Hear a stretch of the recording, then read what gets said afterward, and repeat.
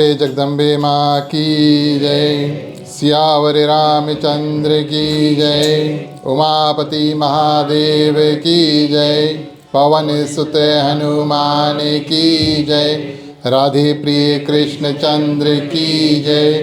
श्रीमद् देवी भागवत महापुराण की जय। सनातन विश्व धर्म की जय।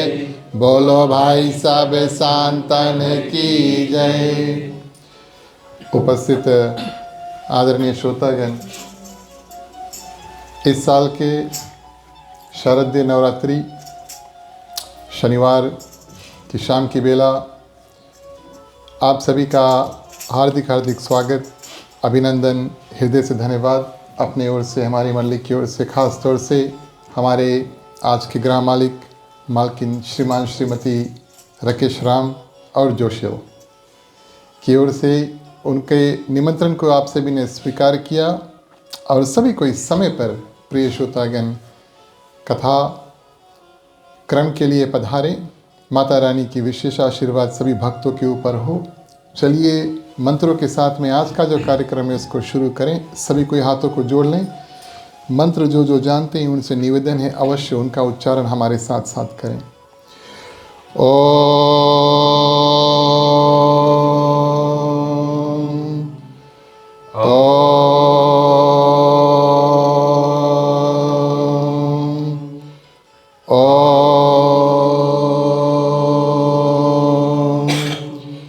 ओम श्री गणेशाय नमः।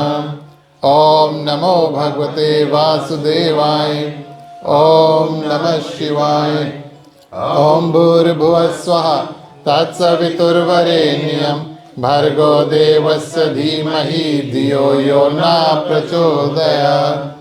सरस्वती नमस्तुभ्यं वरदे कामरूपिणी विद्यारंभं करिष्यामि सिद्धि भवतु मे सदा।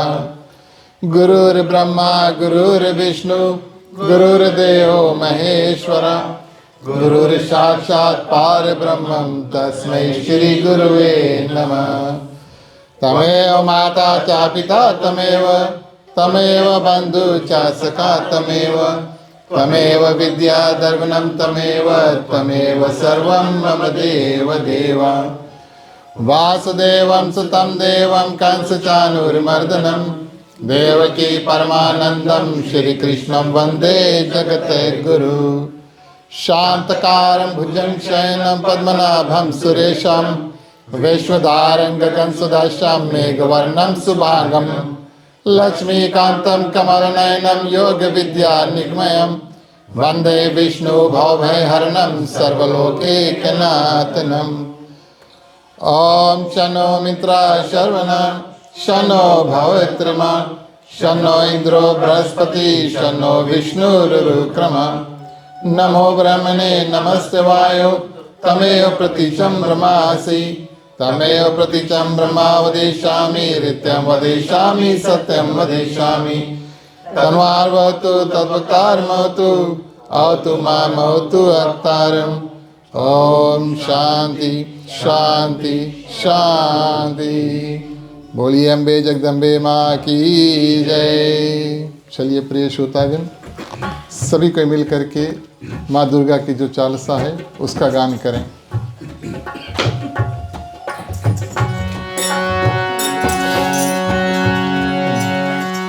नमो नमो दुर्गे सुखकरणी नमो नमो अम्बे सुखहरणी। नमो नमो दुर्गे सुखकरणी नमो नमो अम्बे दुःखहरणी।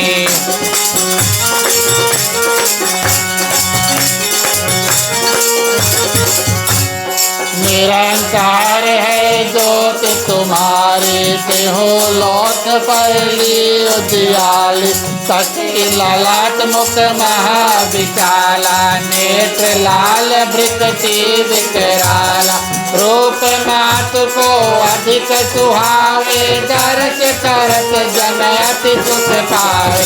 नमो नमो दुर्गे सुखकरणी नमो नमो अम्बे दुःखहरणी।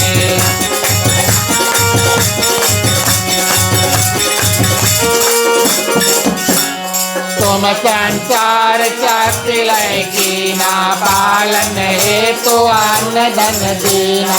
अन्नपूर्णा हुई जगपाला, तुम ही आदि सुंदरी बाला। प्रलय काल सब नाशन हारी, तुम गौरी शिव शंकर प्यारी। शिव योगी तुम्हारे गुण गावे, ब्रह्मा विष्णु तुम्हें नित जावे। नमो नमो दुर्गे सुख करनी, नमो नमो अम्बे दुख हरनी।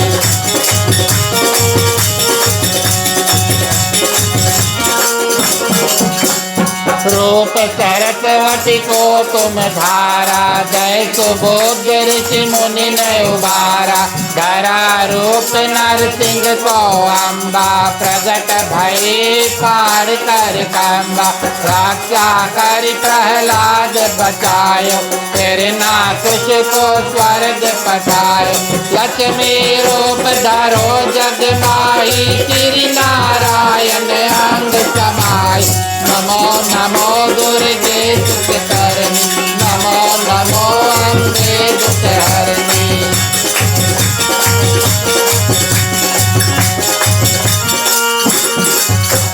शेर सिंधु में करत विलासा, दया सिंधु दे जय मन आसा। इंद्रलाज में तुम ही भवानी, महिमा अमित न जात बखानी। नाटांगी भूमावती माता, भुवनेश्वरी बगला सुख दाता। तेरे भैरव तारा जग तारनी, चिन्ह भाल भवनुक निवार।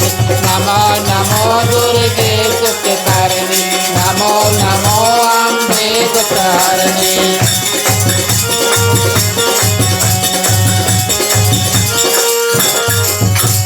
के हरि वाहन सोह भवानी, लांगुर वीर चलत अगवानी। कर में का पर खड़ग विराजे, जाको देख काल डर भाजे।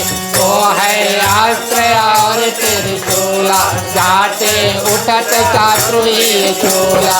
नगर कोट में लंघन विराजते हो, लोक में डंका बाजत। नमो नमो दुर्गे सुख करनी, नमो नमो अम्बे दुख हरनी।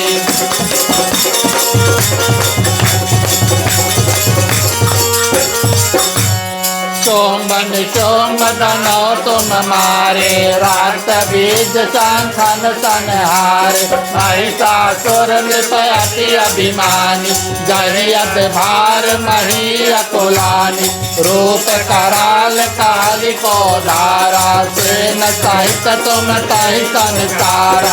परिवार कंकन पर जब जब भय सहाय, मातु तुम सब सब। नमो नमो दुर्गे सुख करनी, नमो नमो अम्बे दुख हरनी।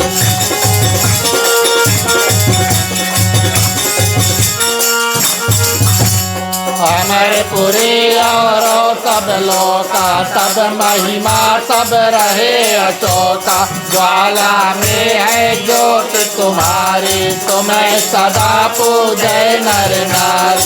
प्रेम भक्ति से जो रस गावे, दुख दरिद्र निकट नहीं आवे। जावे तुम जो नर मन लाई, जन्म मरण ताको सुख जाए। नमो नमो दुर्गे सुख करनी, नमो नमो अम्बे दुख हरनी।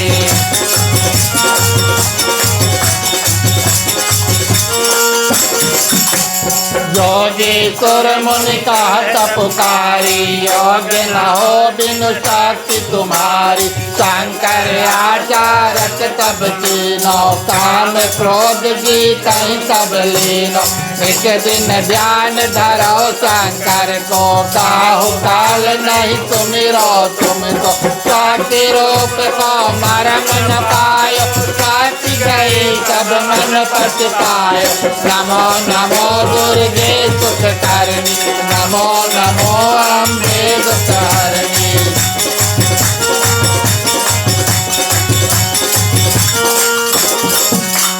शरणागत जगत हुई कीर्ति बखानी। जय जय जय जगदम्ब भवानी, भई प्रसन्न आदि जगदम्बा। दई शक्ति नहीं कीन विलम्बा, मोको मातु काष्ट अति घेरो। तुम बिन कौन हरो दुख मेरो।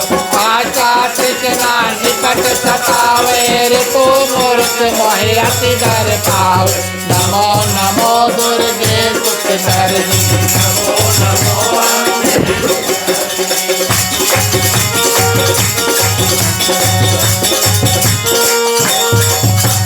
चातुर्नाथ की जय महारानी। सुन रहो इच्छित तुम्हें भवानी, करो कृपा हे मातु दयाला। रिद्धि सिद्धि दे करो निहाला, जब लग दिया दया फल पाओ। तुमरो जस मैं सदा सुनाओ, दुर्गा चाल सजो कोई गावे। सब सुख भोग परम पद पावे। नमो नमो दुर्गे सुख करनी, नमो नमो अम्बे दुख हरनी। नमो नमो दुर्गे सुख करनी, नमो नमो अम्बे दुख हरनी। बोलिए अम्बे जगदम्बे माँ की जय। धन्यवाद प्रिय श्रोतागण। आगे बढ़ें। चलिए, जो भी मेवा मिष्टांग और प्रसाद मुख्य श्रोता अन्य श्रोता द्वारा अगर कोई प्रसाद लेकर आए हैं, भोग गीत के माध्यम से हम और आप भाव के साथ में और जितना भी प्रसाद है उसको अर्पण करेंगे। लिए हाथ में प्रसाद करूं विनती तुम्हार मैया। मैया कैसे करूं मैं तेरी सेवा। लिए हाथ में प्रसाद करूं विनती तुम्हार देवी मैया। मैया कैसे करूं मैं तेरी सेवा। प्रसाद करूं विनती तुम्हार देवी मैया। मैया कैसे करूं मैं तेरी सेवा। लिए हाथ में प्रसाद करूं विनती तुम्हार देवी मैया। मैया कैसे करूं मैं तेरी सेवा।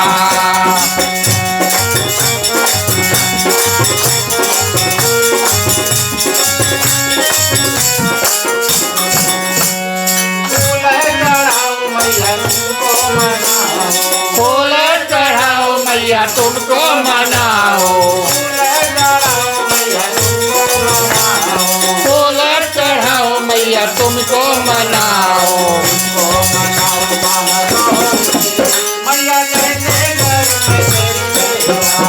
लिए हाथ में प्रसाद करूं विनती तुम्हार देवी मैया। मैया कैसे करूं मैं तेरी सेवा।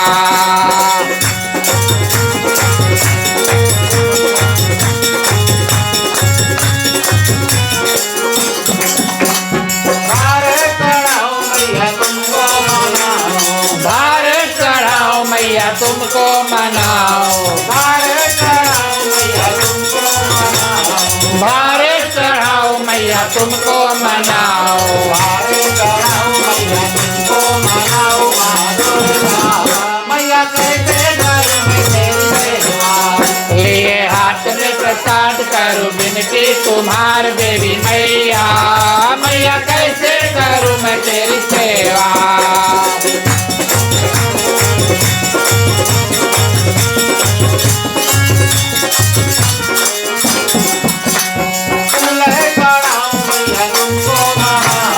फूल चढ़ाओ मैया तुमको मनाओ।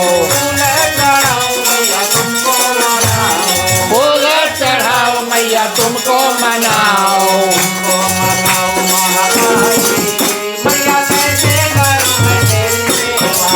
लिए हाथ में प्रसाद करूं विनती तुम्हार देवी मैया। मैया कैसे करूं मैं तेरी सेवा।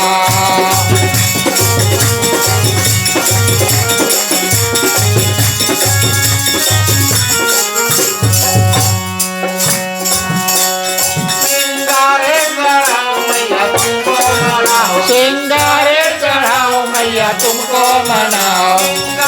चढ़ाओ मैया तुमको मनाओ। सिंगारे चढ़ाओ मैया तुमको मनाओ।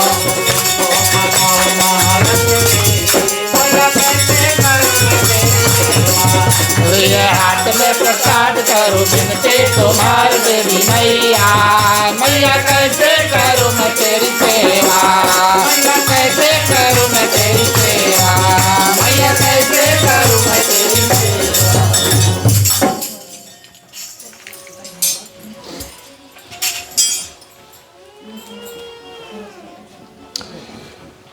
उपस्थित आदरणीय श्रोतागण, पारंबा माँ भगवती के चरणों में दंडवत, अनेकों बार प्रणाम।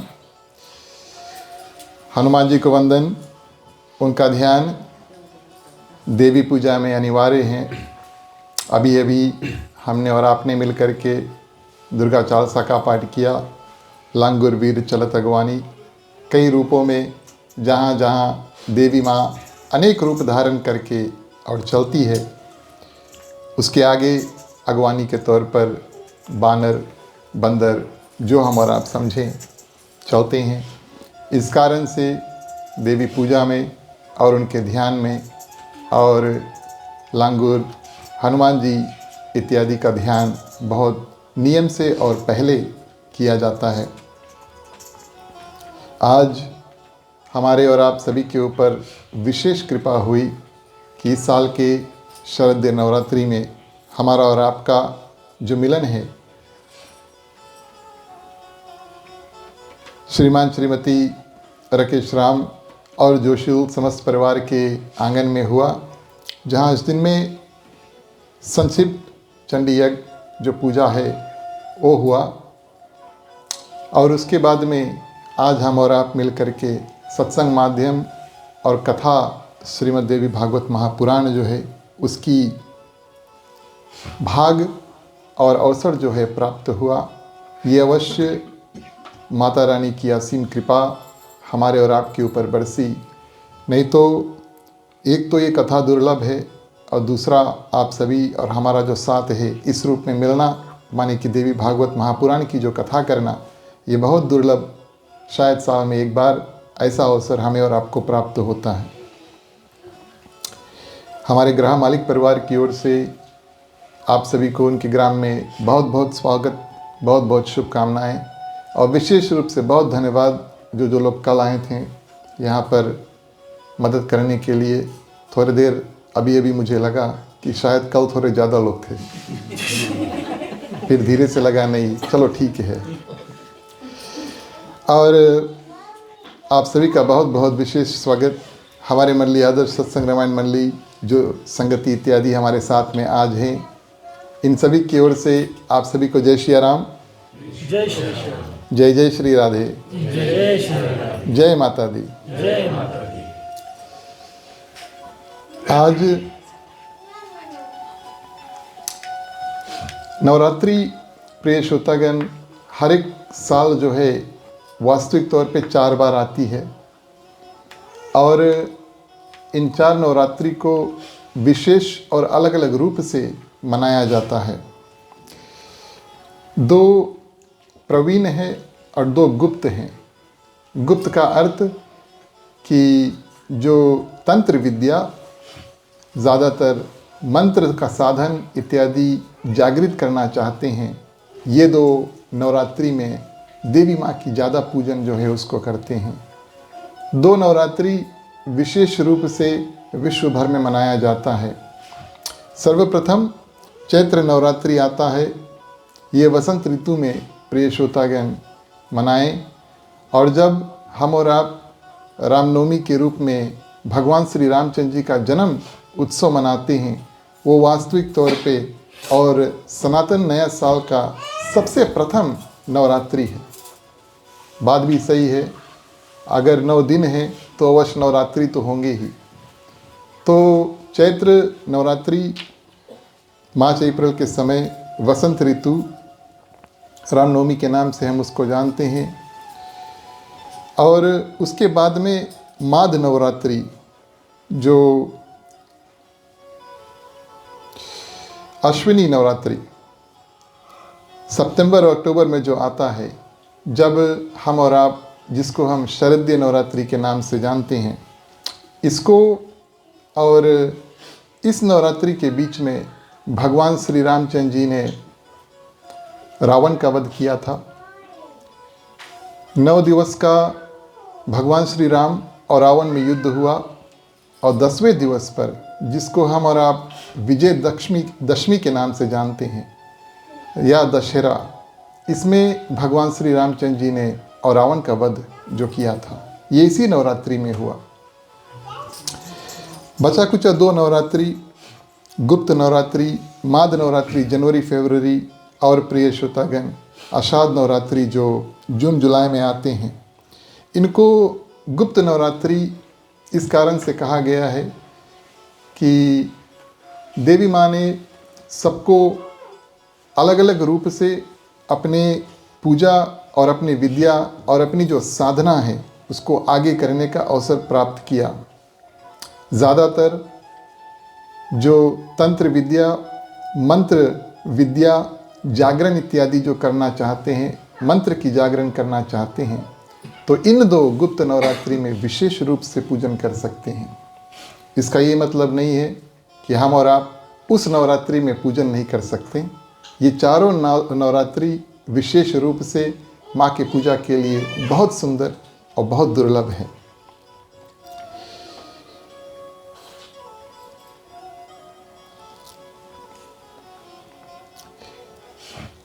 आगे नवरात्रि में हर एक रात्रि एक एक देवी के लिए है। इस साल हम और आप पंचम दिवस में प्रवेश किए। आज 5th डे है नवरात्रि के, और इस साल के मुताबिक प्रिय श्रोतागण आने वाला जो वेंसडे है वो नवरात्रि का अंतिम रात्रि है, और थर्सडे जो है वो दशहरा है। जैसे कि हमने आपसे बताया 9 दिन, उसके बाद में दशहरा, और 9 दिन में अलग अलग एक एक दिन एक एक देवी को विशेष रूप से पूजन किया जाता है। प्रथम माँ सिद्धिदात्री और उनका पूजन, उसके बाद में माँ ब्रह्मचारिणी, माँ चंद्रघंटा, कुशमुंडा, और आज का जो विशेष पूजन प्रिय श्रोतागण जिसको हम स्कंद माता का पूजन मानते हैं। जब तारकासुर एक राक्षस उपद्रव किया, वरदान ही ऐसा मांगा था कि भगवान शंकर और उनकी अर्धांगिनी, माने भगवान शंकर का जो पुत्र होगा वही उनका वध कर पाएगा। ब्रह्मा जी ने तथास्तु तो कह दिया, लेकिन उस समय भगवान शंकर की विवाह भी नहीं हुई थी। तो देवताओं ने बहुत प्रयास किया भगवान शंकर की और विवाह इत्यादि कराने को, और जो रूप धारण करके माँ गौरा ने कार्तिकेय को जन्म दिया, कार्तिकेय यानी स्कंद, उसको हम स्कंद माता के नाम से पूजा करते हैं। इनका रूप 4 हाथ, 2 में कमल, 1 में स्कंद और 1 में आशीर्वाद मुद्रा जो हाथ उठाए हुए हैं। स्कंद यानी साक्षात विशेष रूप से, और स्कंद भगवान जो कार्तिकेय है उसको लिए धारण किए हुए हैं। हर एक नवरात्रि का दिन अलग अलग वस्तु और बड़े साधारण वस्तु हम और आप चढ़ा करके और एक एक देवी को प्रसन्न कर सकते हैं। बहुत ही साधारण रूप से पूजा देवी का किया जा सकता है, और हर एक दिन हर एक रात्रि जो पूजन करते हैं प्रिय श्रोतागण, वो अलग अलग फल की प्राप्ति करते हैं।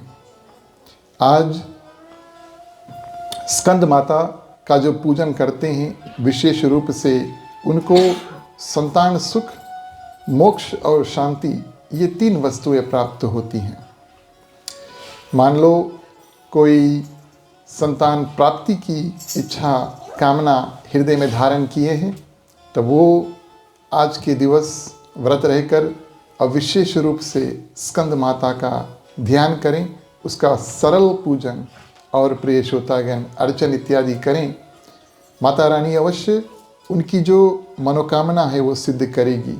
और ऐसा कोई संकल्प अगर हमारे और आपके मन में नहीं है, हमारे और सबके हृदय में 3 बातें होना चाहिए।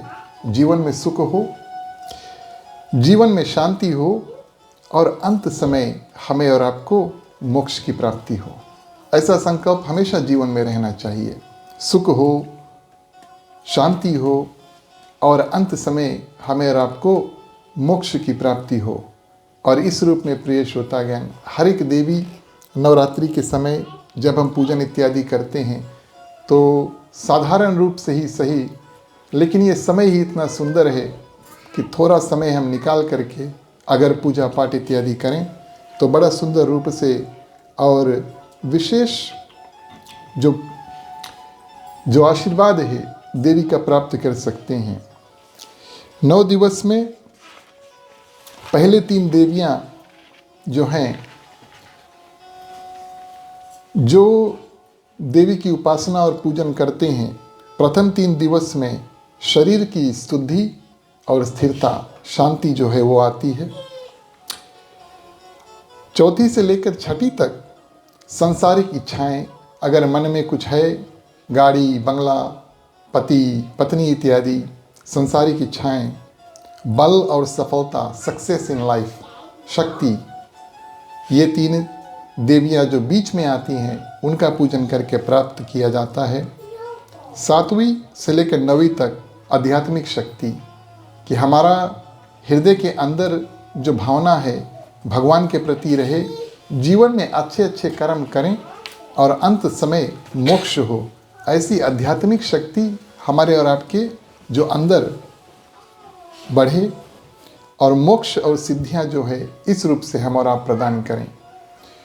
तो वास्तविक तौर पे अगर हो सके तो पूरे 9 दिवस साधारण रूप से ही, सरल रूप से ही और देवी का उपासना जो है उसको कर सकते हैं।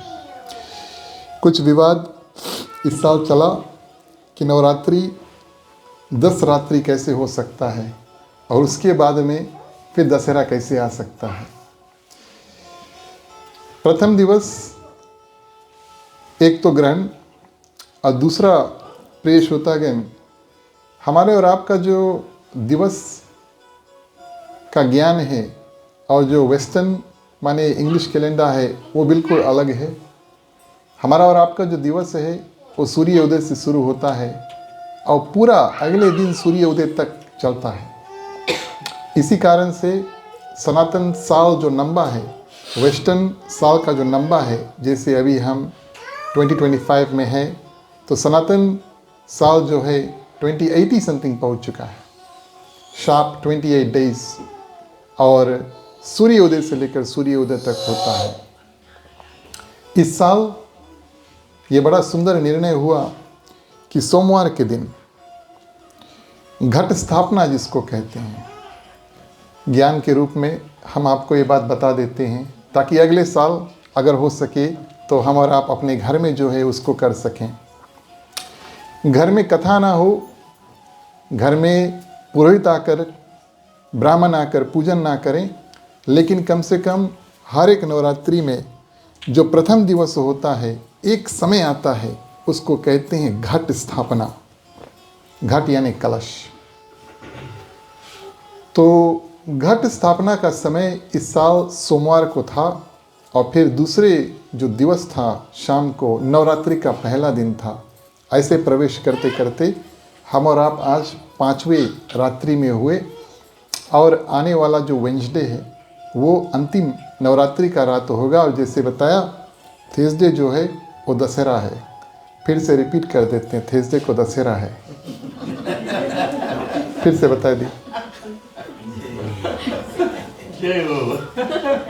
फिर से बता दी ना, रिमाइंडर दे दी। और इस साल प्रिय श्रोतागण, तो घट स्थापना का अर्थ क्या है? कलश की स्थापना। जैसे हम और आप कलश की स्थापना करते हैं, कलश लोटा, पानी, आम के पत्ते, नारियल और उसमें बंधा हुआ डोरी और चिन्ह चंदन इत्यादि माँ दुर्गा के नाम से घट स्थापना का जो समय आता है नवरात्रि के प्रथम दिवस, उसको स्थापित करके और अपने पूजा स्थान पर धर दें। ये नियम है। हम और आप सरल रूप से हर एक नवरात्रि को प्रिय श्रोतागण अपने घर में ये कार्य कर सकते हैं और हर एक दिवस पूजा स्थान में जा कर के हर एक जगह पूजा स्थान में आपके देवी देवता स्थापित है, उसी पूजा के माध्यम से भी उस कलश को प्रणाम करके और जो देवी एक एक रात्रि का देवी है उनको ध्यान करके और कुछ साधारण मंत्र जो है या सिर्फ कम से कम उनका नाम जो है ले करके ध्यान करके थोड़े देर माँ दुर्गा का चालीसा इत्यादि जो है करके सरल रूप से 9 दिवस प्रिय श्रोतागण पूजन करें। कलयुग में समय इतना है नहीं कि हम विस्तार रूप से बैठ कर के दिन भर पूजा कर सकें, लेकिन कम से कम इतना भी कलयुग की ये विशेषता है कि थोड़ा भी करोगे लेकिन नियम से करोगे, भाव से करोगे, एक आशीर्वाद प्राप्त होगा, दूसरा मुक्ति के लिए हमारे और आपके जो दरवाजे हैं वो खुले रहेंगे। तो इस रूप में प्रिय श्रोतागण हमने आपने प्रथम श्रवण किया आज के दिवस की जो देवी है उसकी विशेषता और नवरात्रि के बारे में थोड़ी ज्ञान चर्चा। आगे बढ़ें। श्रीमद् देवी भागवत महापुराण जो ग्रंथ हैं, कई साल से हम और आप मिल करके विशेष रूप से कुछ कुछ कथा इधर उधर से निकाल के और इस ग्रंथ की कथा हर साल हम और आप सुनते आए हैं।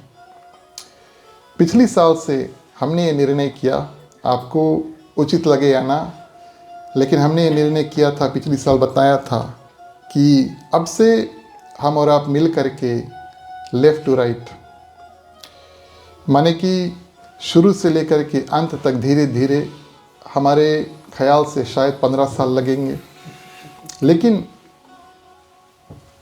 इस भाव और इस माध्यम के साथ में कि धीरे धीरे हम और आप ये विशाल ग्रंथ जो है पूरा और समय लेकर और बारीकी से कर सकें। तो पिछली साल 2-3 जगह कथा हुआ, महात्म और प्रथम अध्याय की कथा हमने आपने श्रवण किया।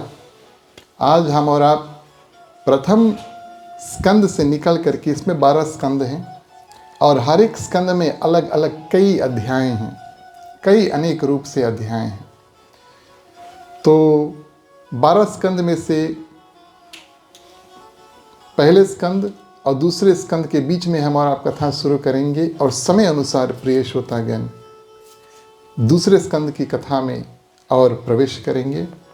चलिए नतमस्तक रूप से इस भाव से कि हे दुर्गे माँ, आप अपनी विशेष कृपा हम और आप जैसे भक्त हैं जो विशेष रूप से श्रीमद् देवी भागवत महापुराण की कथा को श्रवण करने आए हैं, आपसे निवेदन है आप हमें आशीर्वाद दें और शक्ति प्रदान करें, जीवन में शांति प्रदान करें।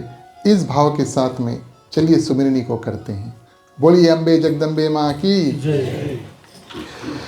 आना आना जय दुर्गा भवानी हमारे ये सुमिरन में। आना आना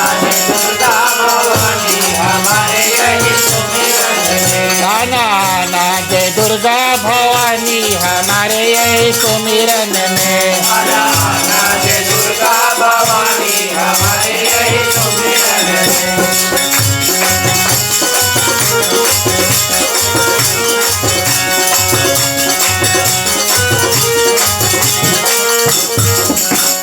सिंह सवारी करिया न मोरी मैया, सिंह सवारी करिया न मोरी मैया। मैया तीनों लोक के रानी हमारे यही सुमिरन में। आना आना जय दुर्गा भवानी हमारे यही सुमिरन में।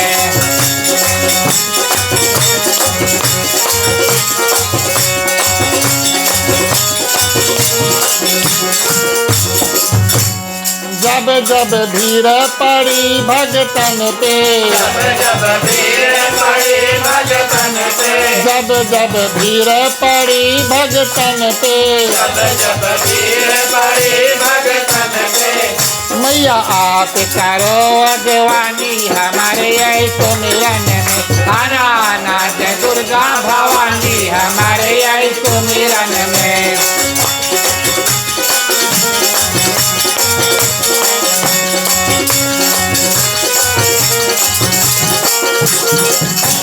पार्वती मैया को भिलाना, पार्वती मैया को भिलाना, पार्वती मैया को भिलाना, पार्वती मैया को भिलाना, जो है शंकर के बाम भवानी हमारे ऐसो मिलन में, आना आना जय दुर्गा भवानी हमारे ऐसो मिलन में।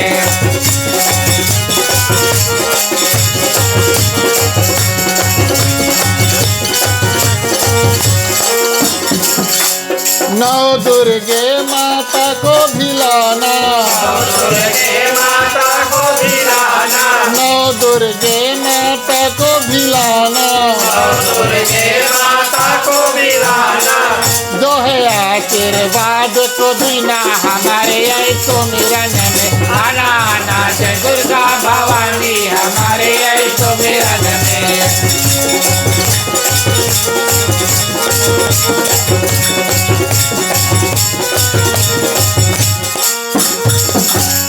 हनुमत बाबा करे अगवानी, हनुमत बाबा करे अगवानी, हनुमत बाबा करे अगवानी, हनुमत बाबा करे अगवानी, मैया तुम्हें करो रखवारी हमारे ऐसो मिलन में, आना आना जय दुर्गा भवानी हमारे ऐसो मिलन में, आना आना जय दुर्गा भवानी हमारे ऐसो मिलन में, आना आना जय दुर्गा भवानी हमारे।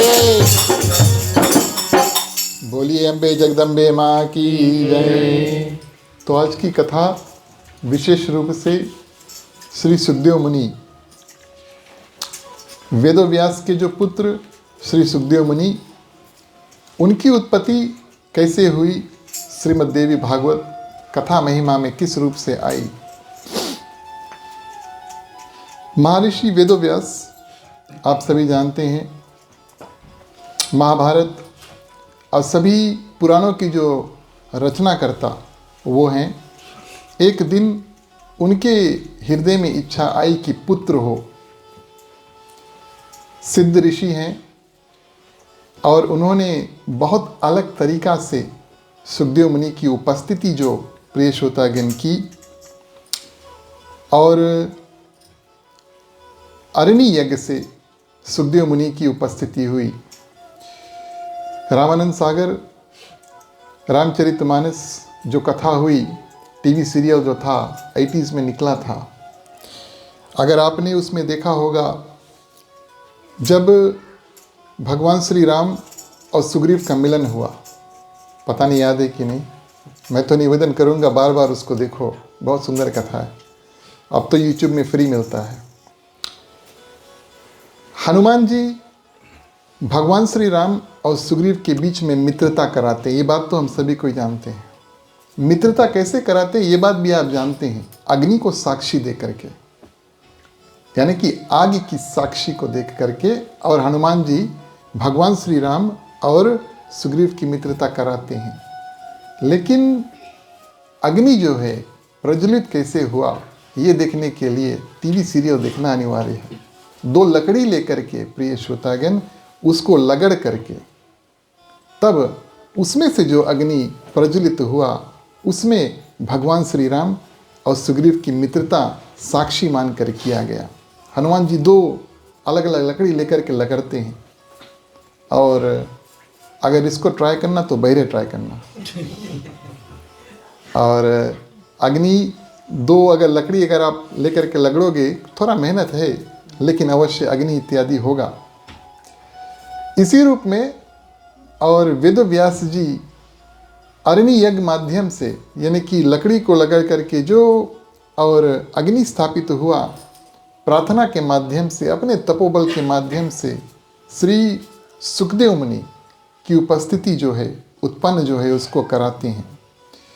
और विशेष रूप से देवी भागवत महापुराण में कहा गया कि देवी भगवती का ध्यान करके और अग्नि जो है प्रचलित किया, और इस रूप में सुखदेव मुनि, प्रिय श्रोतागण, तेजस्वी बालक जो है वो प्रकट हुए।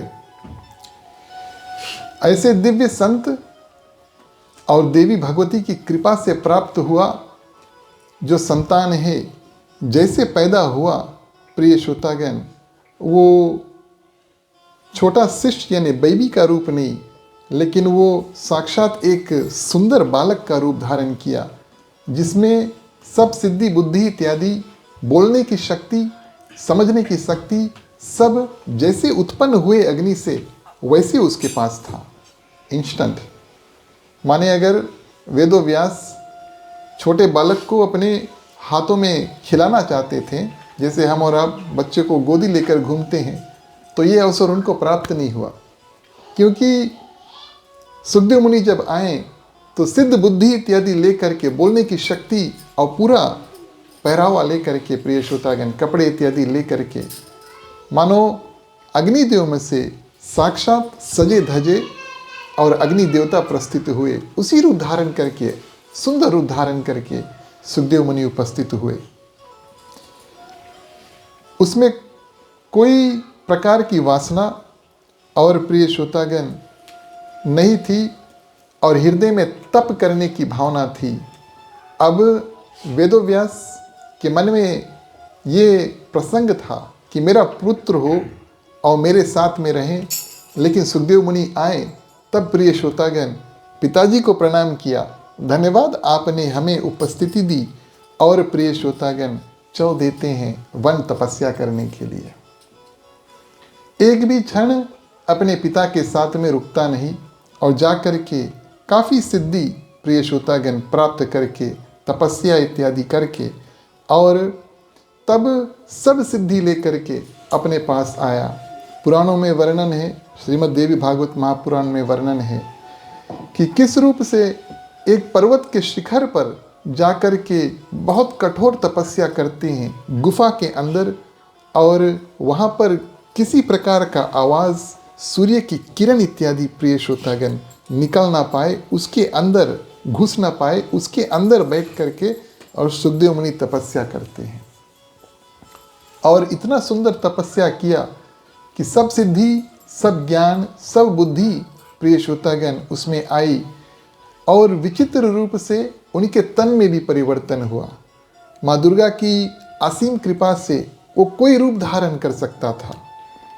और ऐसा प्रिय श्रोतागण पुराणों में कथा आया है कि जब अपनी सिद्धि को प्राप्त किया, तपस्या को अंत किया, तो चिड़िया का रूप धारण करके प्रिय श्रोतागण उस गुफा में से उड़ के निकलता है, फिर मनुष्य का रूप धारण करके और पिताजी के पास आगे आकर के खड़ा होते हैं वेदव्यास के, और आशीर्वाद लेते हैं। वेदव्यास प्रिय श्रोतागण उन्होंने देखा कि मेरा पुत्र तो मुझसे ज़्यादा भी सिद्धि प्राप्त करके आया है, और जैसे हमारे और आपके हृदय में यह भावना हो कि जब पुत्र बड़ा हो जाए तो विलंब ना करना चाहिए, या पुत्री उसका विवाह कर देना चाहिए, है कि नहीं। जैसे देखिए काम इत्यादि करने लगता है, उम्र हुई कि चलो विवाह कर देते हैं। तो वेदव्यास प्रिय श्रोतागण सुखदेव मुनि से कहते हैं कि चलो अब आप विवाह कर लो। और सुखदेव मुनि प्रिय श्रोतागण गृहस्थ आश्रम में और प्रवेश करना नहीं चाहते। देवी भागवत महापुराण में वेदव्यास बड़े सुंदर रूप से गृहस्थ आश्रम में क्या फायदे हैं प्रिय श्रोतागण अपने पुत्र सुखदेव मुनि को समझाते हैं, और कहते हैं कि गृहस्थ आश्रम जो है उसके कारण से धर्म प्रिय श्रोतागण टिका है पृथ्वी पर।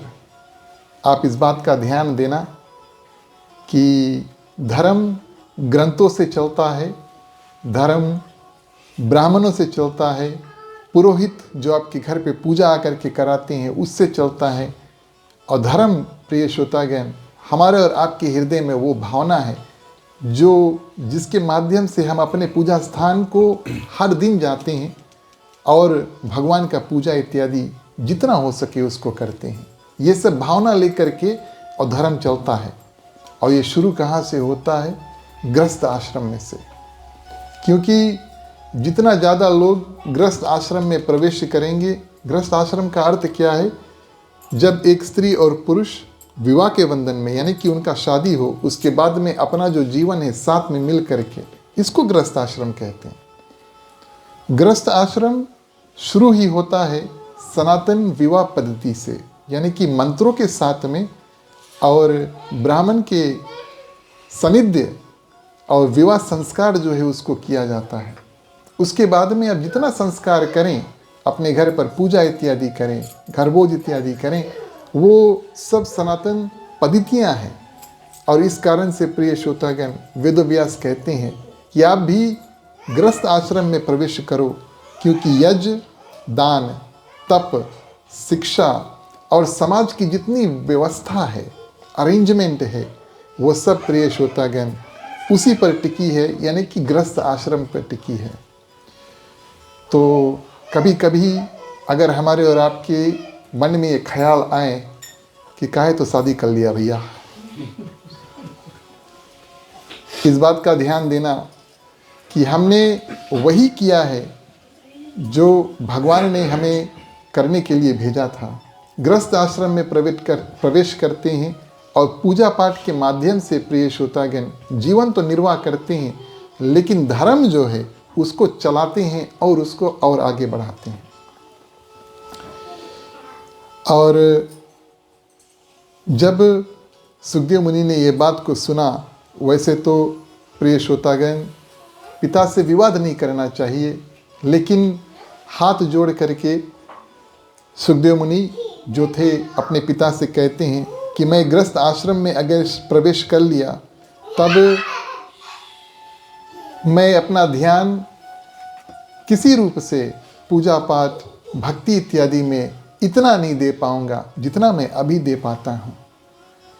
वेदव्यास ने कहा कि हमारे पास एक उदाहरण है जो गृहस्थी भी है, लेकिन माँ भगवती के परम भक्त हैं और पार ब्रह्म की कृपा उनके ऊपर ऐसे है कि ये गृहस्थी भी है, लेकिन पूजा पाठ जीवन मुक्त जिसको कहते हैं वो भी है। कौन से उदाहरण? और वेदव्यास ने कहा कि आप जाओ मिथिला में राजा जनक के पास। राजा जनक प्रिय श्रोतागण एक जीवन मुक्त व्यक्ति हैं। हालांकि रामचरितमानस में इस बात का वर्णन नहीं आया, लेकिन देवी भागवत महापुराण में अवश्य इस बात का वर्णन है कि किस रूप से वो राजा अपने प्रजा और अपने परिवार का देखभाल करते हैं, लेकिन संसार में रहकर संसारी नहीं बनते हैं। संसार का कार्य तो करते हैं, लेकिन उनका जो ध्यान इस बात का हमेशा है कि ये सब कार्य तो करना है, लेकिन इसके उपरांत कर्म अच्छा रखें, भगवान का ध्यान करें ताकि मोक्ष की प्राप्ति हो। और ऐसे जो व्यक्ति होते हैं प्रिय श्रोतागण, पृथ्वी में रहकर भी और उनको मुक्ति प्राप्त हो जाती है। इस कारण से उनको जीवन मुक्त कहते हैं। तो ये उदाहरण जीवन मुक्त और राजा जनक। और वेदव्यास जी कहते हैं कि सुखदेव मुनि आप जाओ, मिथिला जाओ, राजा जनक से मिलो। और प्रिय श्रोतागण इस कथा के माध्यम से सुखदेव मुनि सुंदर रूप से मिथिला जाते हैं, प्रस्थान करते हैं और उनका आगमन मिथिला में होता है। राजभवन में प्रवेश करते ही और श्री सुखदेव मुनि को देख करके जो द्वारपाल है, राजा जनक के द्वारपाल, वो भी उनको पहचान जाते हैं। मैं आपको एक बात बताऊं, संसार में ऐसे लोगों का याद बहुत आता है जो या तो बहुत अच्छे अच्छे कर्म किए हैं या तो बहुत बुरे बुरे कर्म किए हैं, है कि नहीं? आज भी हम भगवान श्री रामचंद्र जी का नाम लेते हैं, बहुत अच्छे अच्छे कर्म किए, और उसी ओर रावण का नाम लेते हैं, बहुत बुरे बुरे कर्म किए। सुखदेव मुनि इतना सिद्धि को प्राप्त किया कि उनके शरीर में से प्रिय श्रोतागण सूर्य भगवान जैसा तेज निकलता था। और ये ज्ञान कि सुखदेव मुनि कौन है, कितना सिद्धि को प्राप्त किया, भगवती माँ की कितनी कृपा उसके ऊपर है, प्रिय श्रोतागण, ये पूरे विश्व में फैल चुका। जब तक सुखदेव मुनि वहाँ गए, साक्षात राजा जनक के द्वारपाल भी उनको पहचान गए। आदर सम्मान के साथ में राजा जनक के साथ में लेकर आए। और प्रिय श्रोतागण, ये प्रश्न सुखदेव मुनि राजा जनक से करते हैं कि राजभवन में आप रहते हैं, आप राजा हैं, भोग विलास का आपके पास कितने साधन हैं, कितने कितने रूप से आप मोबाइल में रील्स देख सकते हैं, वीडियो देख सकते हैं, इत्यादि इत्यादि। राजभवन में रहते हुए आप जो चाहते हैं वो कर सकते हैं, लेकिन मोह माया और आसक्ति आपके पास क्यों नहीं है? और ये प्रश्न प्रिय श्रोतागण, आप कैसे वैराग्य और आत्मज्ञान स्थिर होना, ये कैसे संभव है कि आप राजन हैं, जो करना चाहते हैं वो कर सकते हैं, लेकिन फिर भी मेरे पिताजी ने कहा कि आप जीवन मुक्त है, वैरागी है, परम वैज्ञानी है, वैरागी हैं। और इस रूप में प्रिय श्रोतागण, राजा जनक सुंदर उत्तर देते हैं। और ये उत्तर हमारे और आपके लिए बहुत मायने रखता है, क्योंकि हम और आप भी साक्षात उस राजा जनक की तरह है।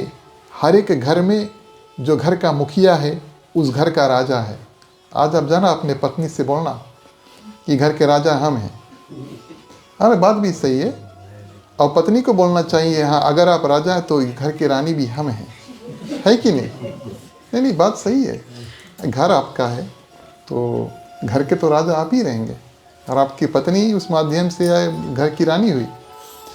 तो इस रूप में प्रिय श्रोतागण, राजा जनक जो है वो कहते हैं, कोई भी मनुष्य के लिए ये बात लागू नहीं है, राजा के लिए नहीं, सभी मनुष्य के लिए बात लागू है कि संसार में रहते हुए भी मनुष्य यदि अपने मन को स्थिर कर ले, तब प्रिय श्रोतागण साधारण भाव से रखें, तब संसारिक चक्कर और उसमें जो उझलते नहीं हैं, बंधन जो है उसमें पड़ते नहीं हैं।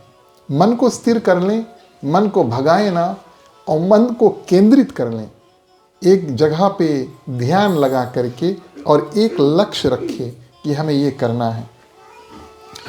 गृहस्थ आश्रम या राजसुख स्वयं बंधनकारी नहीं है, लेकिन ये मन जो है और आसक्ति जो है वो लेकर आता है। हमारा मन ही कहेगा ऐसा कर ले, ये कर ले, वो कर ले, लेकिन लक्ष्य होना चाहिए कि हम कहाँ जा रहे हैं, कहाँ पर हम हैं, और कैसे वहाँ तक पहुँच सकते हैं। कौन सा साधन हम आपको बताएं? पूजा, दैनिक पूजा, गुरु परंपरा का पालन करते हुए आप गुरुमुख होकर किसी का शिष्य बन सकते हैं।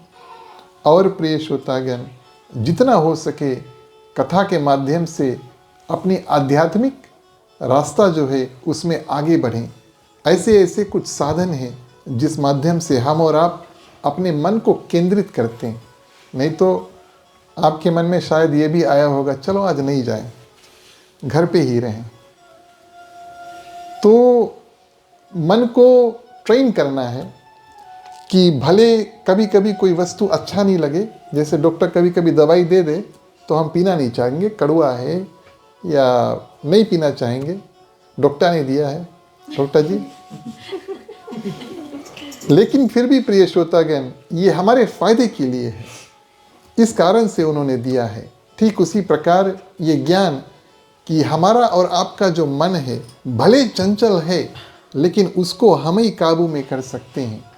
और जब हमने मन को काबू में कर लिया, तब प्रिय श्रोतागण जीवन मुक्त हो जाते हैं, संसारिक बंधन में इत्यादि इत्यादि पड़ते नहीं।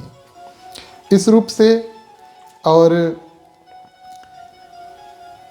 ग्रस्त जीवन में रह करके धर्म का कार्य करें और जो भक्ति का कार्य करें, ऐसा आदेश, ऐसा ज्ञान प्रिय श्रोतागण राजा जनक ने और श्री सुखदेव मुनि को प्राप्त किया बड़े सुंदर रूप से। और उनकी बात को मान करके और तब प्रिय श्रोतागण श्री सुखदेव मुनि वापस अपने पिता वेदव्यास के आसन में आश्रम में पहुँचे और उनकी जो विवाह की प्रस्तावना थी उनको स्वीकार किया।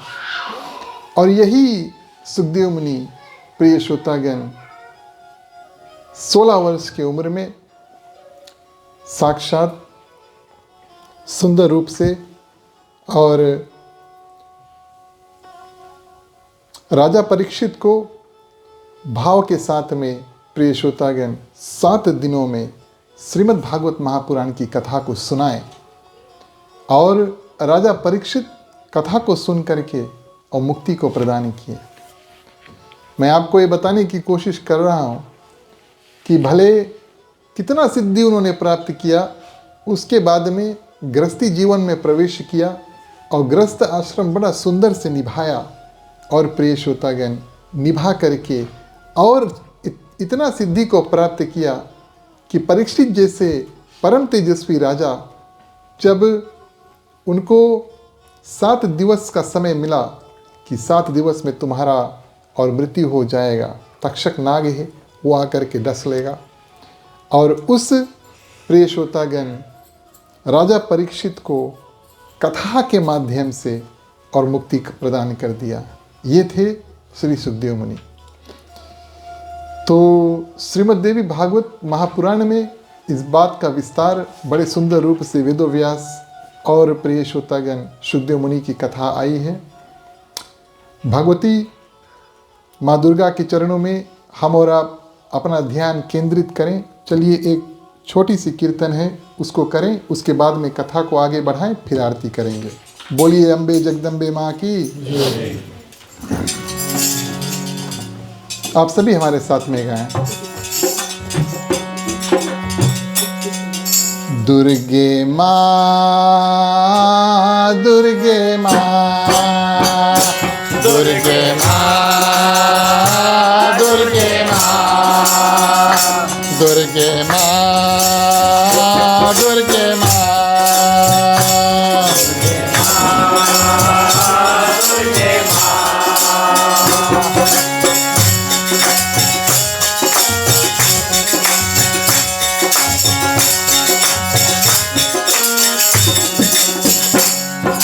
माता रानी शरण तुम्हारे, माता रानी शरण तुम्हारे, माता रानी शरण तुम्हारे, माता रानी शरण तुम्हारे, सबका करो कल्याण।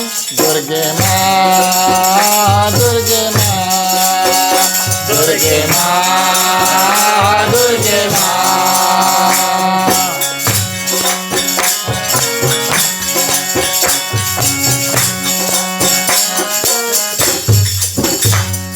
दुर्गे माता सिंह सवारी, दुर्गे माता सिंह सवारी, दुर्गे माता सिंह सवारी, दुर्गे माता सिंह सवारी, तेरा रूप है अपरमपार।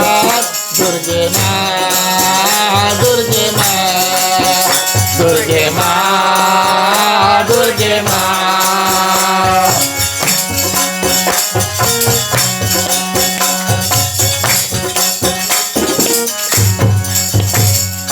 अष्टभुजा है खापर वाली, अष्टभुजा है खापर वाली, अष्टभुजा है खापर वाली, अष्टभुजा है खापर वाली, दुष्टों के तुम हार। दुर्गे माँ, दुर्गे माँ, दुर्गे माँ, दुर्गे माँ।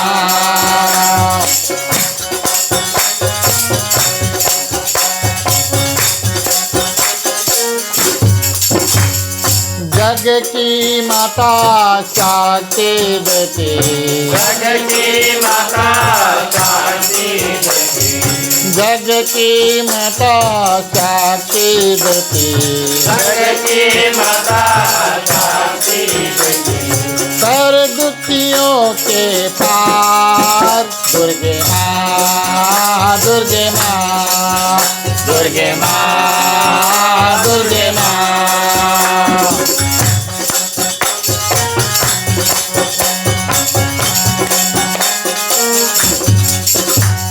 हमको बिना दृष्टि दया की, हमको देना दृष्टि दया की, हमको बिना दृष्टि दया की, हमको देना दृष्टि दया की, कर हमरा उद्धार।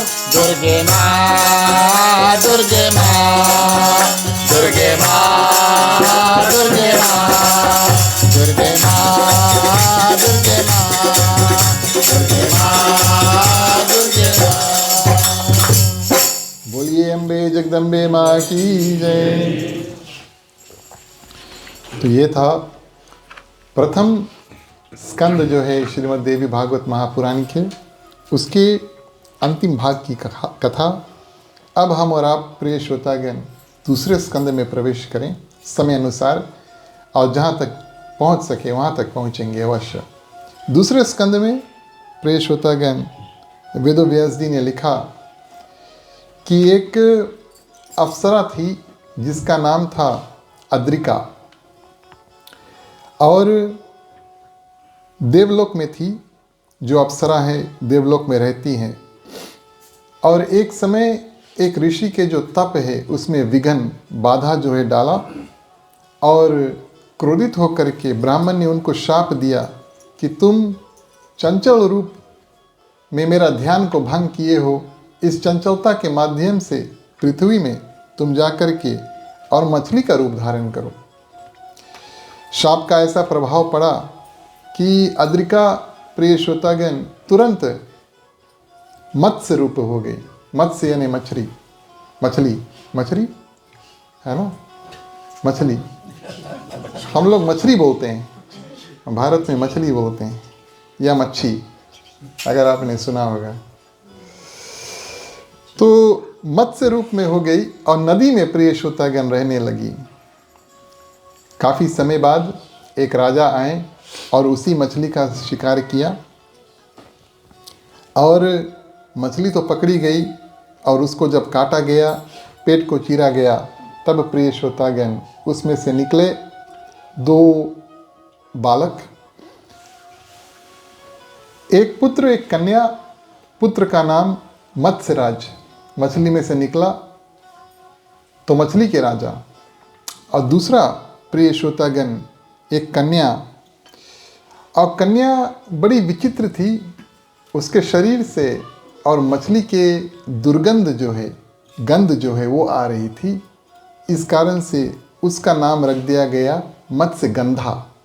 गंध यानी सुगंध, जो स्मेल है वो निकलता है। तो प्रिय श्रोतागण, ये ऋषि ने श्राप भी दिया था कि आपके जीवन में एक समय तक और आपका पूरा शरीर जो है कितनों आप नहा लें लगड़ के, साबुन इत्यादि यूज़ करके, लेकिन आपके शरीर से ये जो मछली का जो गंध है वो निकलेगा नहीं जब तक आपको एक ऋषि से मिलन नहीं होगा और उसके ऊपर, उसके माध्यम से आपके ऊपर बहुत बड़ी कृपा होगी तब। तो प्रिय श्रोतागण, इस रूप में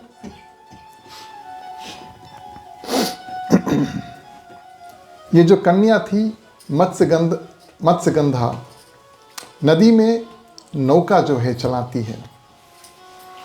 अगर आप महाभारत की कथा जानते हैं तो थोड़ा उसमें भी ध्यान लगाएं, क्योंकि ये मत्स्यगंधा जो है कोई और नहीं है, सत्यवती है।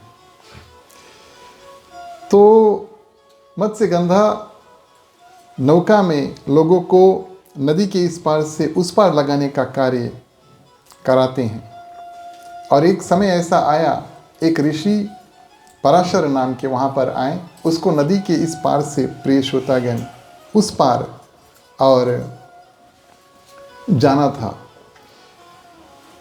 और बिल्कुल बीच में, माने कि इधर तट है उधर तट है, नदी के बिल्कुल बीच में।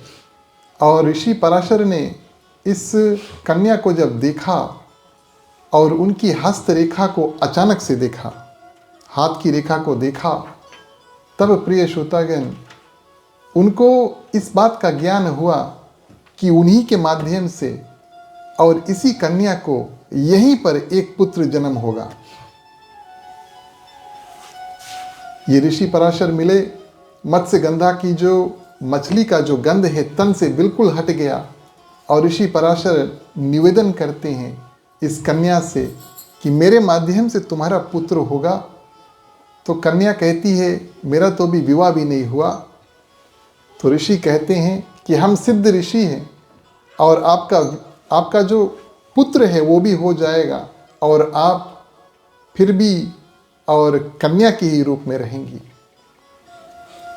सिद्ध रूप से प्रिय श्रोतागण बादल को ढक करके उसी समय अब ऋषि पराशर ने देखा कि उसी क्षण उसी जगह नदी पर प्रिय श्रोतागण वेदोव्यास का जन्म जो है वो होगा उनके माध्यम से।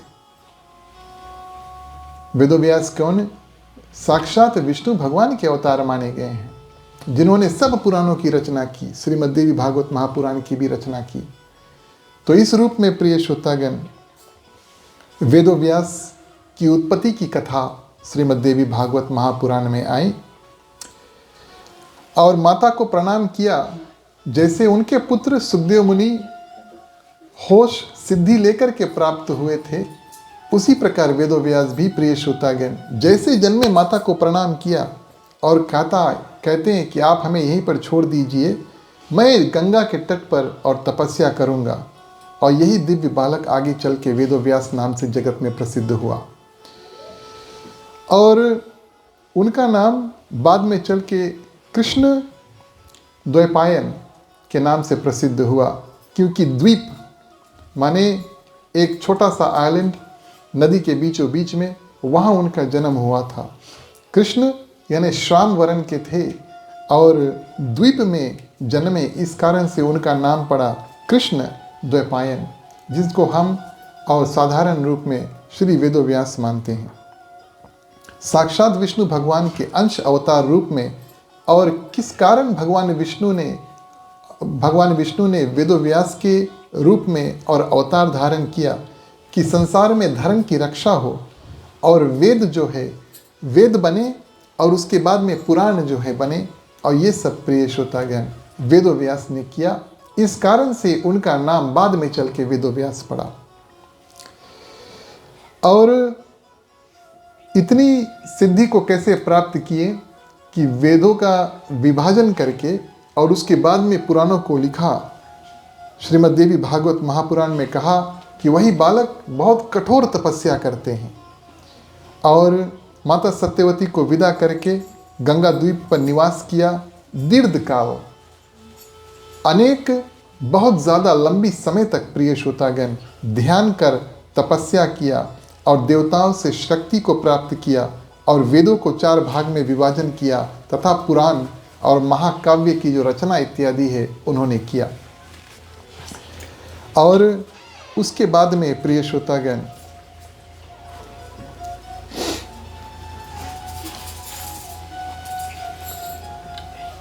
दूसरे अध्याय में राजा शांतनु, गंगा और भीष्म जो है उनके पुनर्जन्म की कथा आई। तो चलिए उसका श्रवण करते हैं। हमारे देवी देवताओं, स्वर्ग में रहने वाले जो देवी देवता हैं उनमें प्रिय श्रोतागण 8 प्रकृति के देवता माने गए हैं। नैचा के देवता, जिसको हम वसु के नाम से जानते हैं, प्रकृति यानी नैचा। तो ये 8 वसु थे और अपने पत्नी सहित प्रिय श्रोतागण स्वर्ग में रहे थे। प्रथम धरा यानी कि पृथ्वी, दूसरा अग्नि, तीसरा वायु, चौथा जल, उसके बाद में आकाश, सूर्य और प्रातःकाल यानी कि सुबह जब सूर्य भगवान उदय होते हैं उनका प्रकाश, 8वां नक्षत्र यानी कि चंद्रमा, ये 8 वसु देव माने गए हैं जो प्रकृति के देवता हैं और इनको वसु कहा गया है। 8 वसु हैं।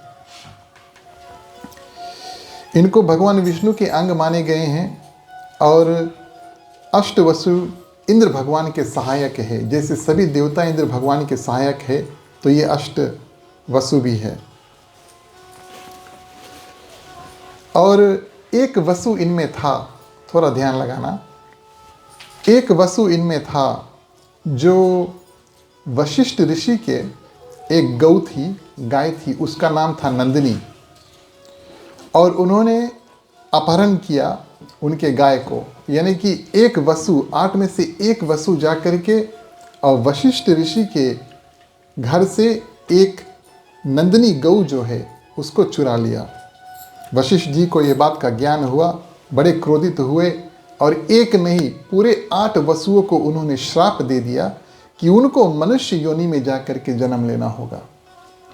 बड़े भाग मनुष्य तन पावा, सुर दुर्लभ सब संतन ग्रावा। हमें और आपको अगर मनुष्य तन प्राप्त हुआ तो इस बात की हमें खुशहाली होनी चाहिए कि हमें सिद्धि, भक्ति, मुक्ति का रास्ता जो है प्राप्त करने का अवसर प्राप्त हुआ। लेकिन ये 8 वसु पहले से और स्वर्ग में रहते हैं तो उनके हृदय में ये भावना नहीं है कि हम जाएं पृथ्वी में और यहाँ पर दुख तकलीफ उठा करके अपने मुक्ति का रास्ता खोजें। जितना जल्दी हम हो सके वापस और स्वर्ग में जाएं। इस कारण से उन्होंने ये अनुरोध किया कि हम किसी न किसी रूप से बहुत जल्दी वापस आ जाएं। और वशिष्ठ मुनि से जब उन्होंने क्षमा प्रार्थना की तो वशिष्ठ मुनि ने कहा कि तुम पृथ्वी पर जाओगे लेकिन तुम्हारी माँ जो होगी वही और तुमको जल में विसर्जन करके और उस माध्यम से तुम्हारा मुक्ति होगा। ध्यान देना, तुम्हारी ही माँ तुम वसुओं को जल में विसर्जन करके यानी कि डुबा करके और तुमको मुक्ति देगी, तब तुम वापस पृथ्वी में जाओगे, स्वर्ग में जाओगे। लेकिन एक वसु उसमें से जो एक देवता थे जिन्होंने मेरी गौ जो है उसको चुराया है, उसको प्रिय श्रोतागण बहुत दिन तक और पृथ्वी पर रहना होगा। समझे आप सभी कोई? तो 7 प्रिय श्रोतागण क्षण भर में और जैसे उनका जन्म होगा और वैसे ही उनको जल में प्रवाह करके मार दिया जाएगा। लेकिन एक बहुत दिन तक प्रिय श्रोतागण जीवन काटेगा। आगे कथा में वसुओं ने प्रार्थना किया माँ गंगा से कि आप ही हो जो पानी के देवी हो और हम पृथ्वी पर जाएंगे और अगर आप हमारी माता का रूप धारण करोगे तो जैसे हमारा जन्म हो वैसे ही आप हमें जल में छोड़ देना ताकि हम वापस और स्वर्ग जा सकें। माँ गंगा ने प्रिय श्रोतागण उनके अनुरोध को स्वीकार किया और पृथ्वी में हस्तिनापुर के राजा शांतनु थे, गंगा तट पर आए और वहाँ पर प्रिय श्रोतागण माँ गंगे सुंदर स्त्री का रूप धारण करके और शांतनु राजा के पास आए। राजा देख करके बहुत प्रभावित हुए, बहुत प्रभावित हुए। ये कथा अगर आप विस्तार में देखना चाहते हैं तो महाभारत की कथा देखना। शुरू में प्रिय श्रोतागण और हस्तिनापुर में कैसे शांतनु जो राजा थे गंगा तट पर जाते हैं और माँ गंगा बहुत सुंदर स्त्री का रूप धारण करके उनके सामने आती है और राजा शांतनु देख करके इतना प्रभावित हो जाते हैं, कहते हैं कि देवी हम आपसे विवाह करना चाहते हैं। तो माँ गंगा प्रिय श्रोतागण कहती है कि हे राजन, अवश्य हम आपके प्रस्ताव को स्वीकार करोगे, लेकिन मेरा एक शर्त है, मैं कोई भी कार्य को करूं आप ना मुझे रोकेंगे और ना आप मुझे किसी प्रकार का प्रश्न करेंगे। अगर आपने मुझे रोका या प्रश्न किया तब मैं उस क्षण आपको छोड़ करके चल दूंगी। राजा को ये थोड़ा विचित्र लगा, लेकिन फिर भी उन्होंने प्रस्ताव को स्वीकार किया और समय अनुसार 7 प्रिय श्रोतागण पुत्र हुए। जैसे पुत्र हुए और पुत्र कि जो उत्सव है, जन्म होने की उत्सव जो है, इधर आरंभ हुआ कि उधर माँ गंगा उसी पुत्र को लेकर करके और गंगा में जा करके उसको सिरवा देते हैं। राजा ने देखा, प्रथम पुत्र को देखा, दूसरे तीसरे दिखते दिखते बहुत दुख हुआ, लेकिन कुछ बोला नहीं क्योंकि उन्होंने वचन दिया था। इस रूप में प्रिय श्रोतागण 8 पुत्रों को, यानी कि हर एक वसु को 7 वसुओं को माँ गंगा ने और नदी में प्रवाह उनको विसर्जन कर दिया। उन सभी को मुक्ति प्राप्त हुई। लेकिन 8वां पुत्र प्रिय श्रोतागण जब हुआ तो राजा शांतनु से रुका नहीं गया। बोले अब हम आपको ये कर्म देख नहीं सकते, और अब आप हमें बताओ कि किस कारण से और आप ये कार्य को कर रहे हो। देवी गंगा ने बताया कि ये 8 वसु थे जिनको गुरु वशिष्ठ के श्राप जो मिला था कि 7 को एक क्षण में ही जैसे जन्म लेंगे वैसे उनका विसर्जन कर दिया जाएगा, लेकिन 8वां, और ये आपकी विनम्रता थी कि आपने हमें रोका, क्योंकि इसको अभी बहुत दिन प्रिय श्रोतागण पृथ्वी पर जीवित होना है। लेकिन हमारा और आपका जो कॉन्ट्रैक्ट था वो अंत हुआ, क्योंकि हमने आपसे बताया था जिस दिन आप हमें टोकोगे, हम और आपका और हमारा जो संबंध है वो बिल्कुल टूट जाएगा। पुत्र को ले करके प्रिय श्रोतागण माँ गंगा अंतर ध्यान हो जाती है, लेकिन राजन से कहती है कि अवश्य कुछ समय बाद हम इसी पुत्र को और आपके सामने वापस लेकर आकर के खड़ा करेंगे। पुत्र का नाम पड़ा भीष्म से पहले, भीष्म तो पितामह भीष्म है, उससे पहले गंगा पुत्र, और देवव्रत आपने सुना होगा, तो प्रथम नाम उसका देवव्रत पड़ा। देवता थे वसु, और पृथ्वी पर प्रिय श्रोतागण उनको बहुत बड़ा कार्य को करना है, इस कारण से उसका नाम पड़ा देवव्रत। माँ गंगा उसको लेकर के और चल दी, और एक नहीं दुई नहीं अनेक प्रिय श्रोतागण पृथ्वी के जो सिद्ध गुरु हैं, संत महात्मा हैं, उनसे देवव्रत की जो ज्ञान शिक्षा इत्यादि है उसको दिलाई। यहाँ तक स्वर्ग लेकर गए, और देवताओं के पास जितना विद्या था, जितना ज्ञान था, सब प्रिय श्रोतागण देवव्रत को पढ़ा करके और एक दिन सुंदर रूप से क्या करते हैं, वापस राजा शांतनु के और पास लेकर आकर के खड़ा कर देते हैं कि ये तुम्हारा पुत्र है, लगभग 16 वर्ष के थे, ये तुम्हारा ही पुत्र है, और अब मैं इनको सब रूप से संयुक्त करके और आपके सामने प्रस्तुत करती हूँ। प्रिय श्रोतागण राजा शांतनु बड़ा सुखी हुआ, बहुत सुखी हुआ, और इस रूप में प्रिय श्रोतागण उन्होंने अपने पुत्र को स्वीकार किया और उसको हस्तिनापुर के जो युवराज है उसको घोषित कर दिया, मेरे बाद में ये मेरा पुत्र प्रिय श्रोतागण राजा बनेंगे। और युवराज का जो कार्य है देवी भागवत महापुराण में आई है, महाभारत की कथा में भी आई है कि देवव्रत जो आगे चल के भीष्म पितामह के नाम से जाने गए, बड़ा सुंदर रूप से और प्रजा का देखभाल इत्यादि जो है उसको करते थे। बचा मत्स्यगंधा, जो बाद में चल के उनका नाम पड़ा सत्यवती। कभी कभी आदत बदलना काफ़ी कठिन होता है। तो राजा शांतनु का आदत क्या था कि वो नदी पर जाएं, और नदी पर ही प्रिय श्रोतागण उन्होंने माँ गंगे को देखा था और उनको स्वीकार किया था पत्नी स्वरूप में, और हर दिन वो नदी की तरफ जाएं ताकि फिर कहीं माँ गंगा उनको वापस नहीं प्राप्त हो जाएं। मैं तो नदी के दर्शन करके वापस आ जाती हूँ। और एक दिन प्रिय श्रोतागण उनकी जो नज़र है वो पड़ी मत्स्यगंधा की ओर, और वो जो बाद में जा कर के सत्यवती नाम से प्रसिद्ध हुई। तो इस कन्या में क्या विशेषता थी कि एक तो मछली से निकली, जैसे कि हमने आपको बताया, और ऋषि पराशर के माध्यम से ये दुर्गंध उनके शरीर से निकला और सुगंध प्रिय श्रोतागण उनके शरीर में आ गया। और इस रूप में यूँ कहें तो सूंघते सूंघते एक दिन प्रिय श्रोतागण राजा क्या है और इस सत्यवती का दर्शन जो है उसको किया, बड़े प्रभावित हुए। और अब प्रिय श्रोतागण राजा का कार्य क्या है, गंगा तट पे जाए। सत्यवती का कार्य क्या है, लोगों को इस पार से उस पार कराना, कई दिन बैठ करके और इस पार से उस पार बातचीत इत्यादि करते हैं। और इतने प्रभावित हुए कि अब उनसे विवाह करना चाहते हैं।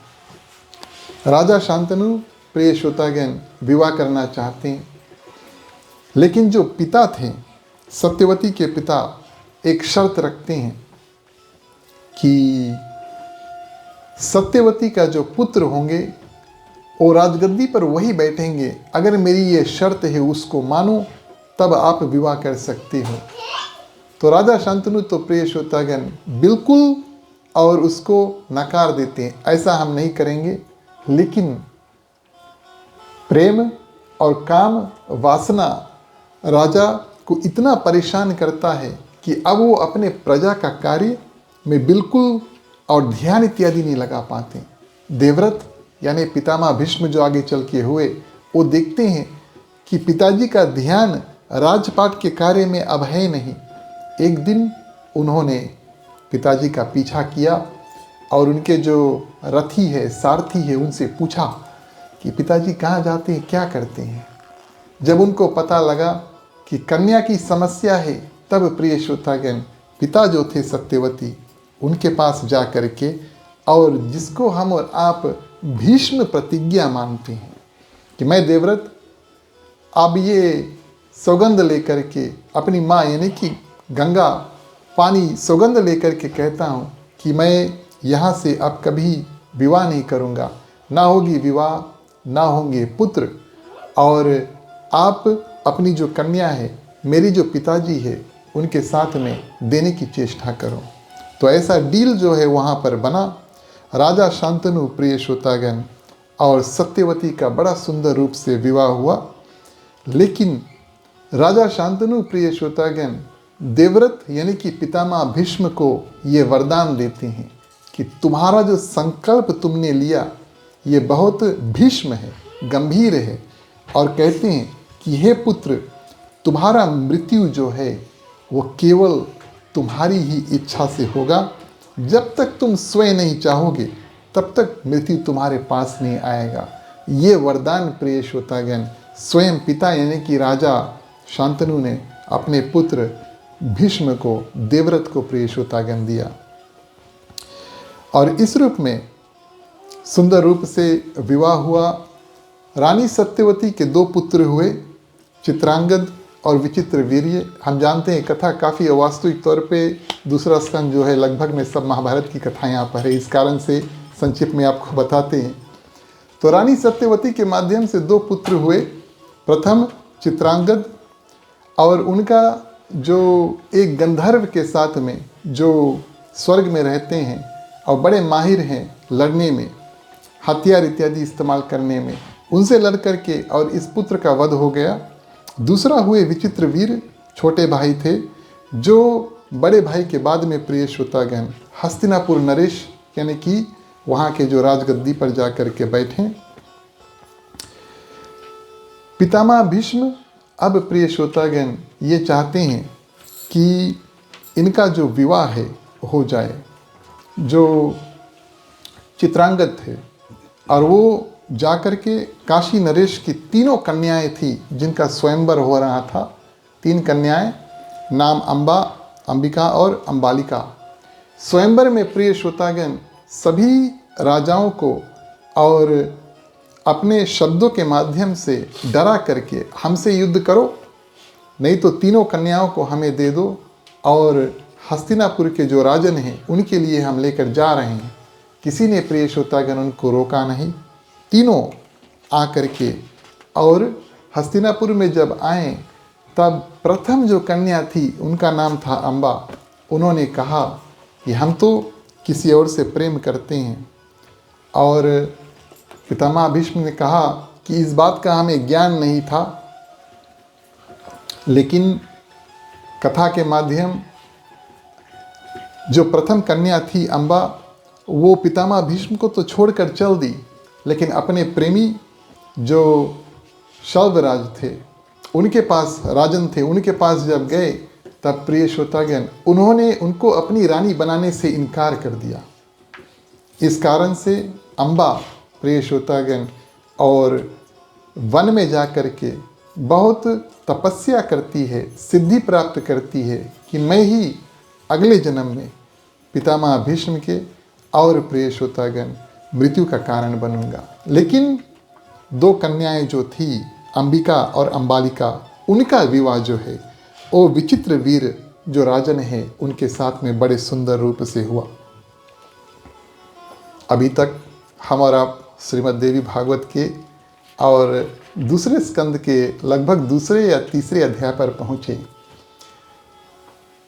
इस कथा में बहुत विस्तार है और बहुत सुंदर कथा है, लेकिन हम समय का बहुत ध्यान देंगे, इस कारण से आज की कथा यहीं पर स्थगित करते हैं। आगे की कथा में जब हमें अवसर प्राप्त हो तब हम देखेंगे किस रूप से ये देवियाँ आगे प्रभावित होती हैं। और ख़ास तौर से प्रिय श्रोतागण वेदव्यास और सुखदेव मुनि जो है और प्रिय श्रोतागण जो माँ भगवती की असीम कृपा इन हस्तिनापुर परिवार के ऊपर आता है, इस कथा का विचित्र रूप बाद में देखेंगे। आप सभी ने कथा को बड़े ध्यान से सुना। माता रानी की कृपा आप सभी के ऊपर हो। सभी कोई खड़े हो जाएं, बारी बारी मुख्य श्रोता के बाद में सभी को आकर आरती कर सकते हैं। बोलिए अम्बे जगदम्बे माँ की जय।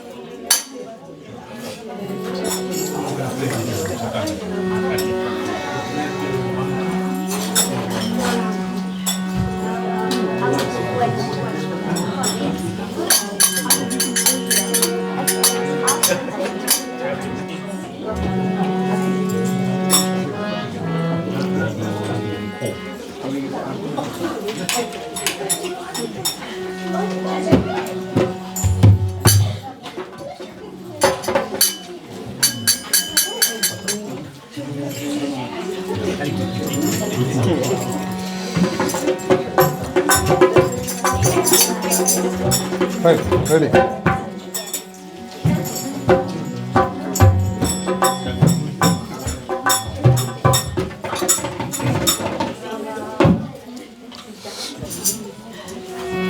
जय अम्बे गौरी मैया जय श्यामा गौरी। तुम्हें कौन के दिन जावत तुझे कौन के दिन जावत हरे ब्रह्मा शिवरी। ओम जय अम्बे गौरी, ओम जय अम्बे गौरी मैया जय श्यामा गौरी। तुम कौन के दिन जावत मैया जी कौन के दिन जावत हरे ब्रह्मा शिवरी। ओम जय अम्बे गौरी।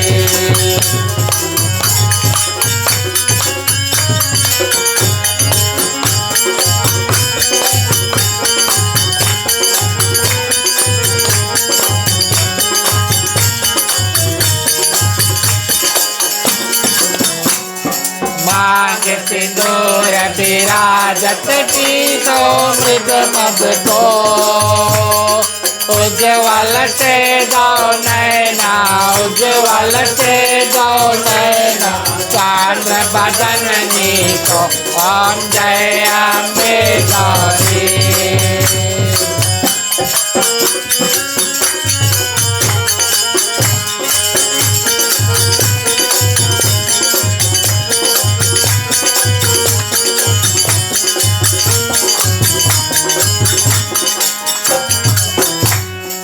कनक समान कलेवर रातांबर राधे रात पुष्प गल माला रात पुष्प गल माला कांठन पर साज ओम जय अम्बे गौरी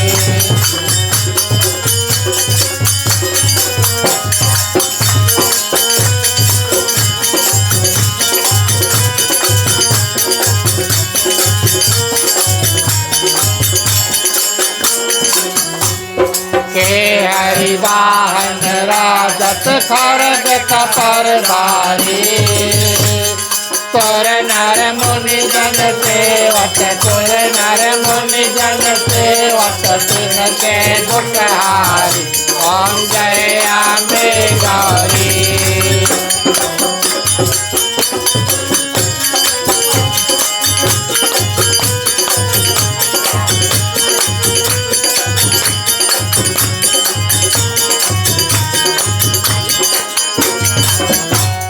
कानन कुंडल शोभित नासाग्रे मोती कोटिक चांद्र दिवाकर कोटिक चांद्र दिवाकर राजत सम ज्योति ओम जय अम्बे गौरी ओम जय अम्बे गौरी मैया जय श्यामा गौरी तुमको निक दिन ध्यावत मैया जी को निक दिन ध्यावत हरि ब्रह्मा तिवरी ओम जय अम्बे गौरी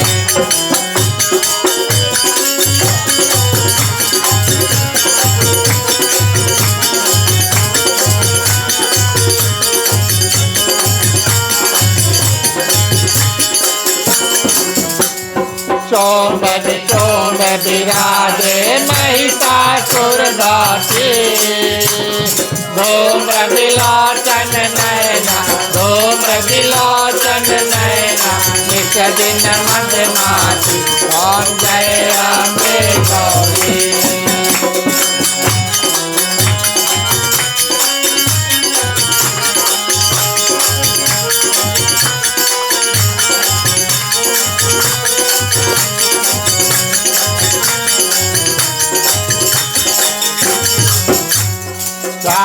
मूंद तनहारे सोनित बीज हरे मधु कह तब दो मारे मधु कह तब दो मारे सुर भय हीन करे ओम जय अम्बे गौरी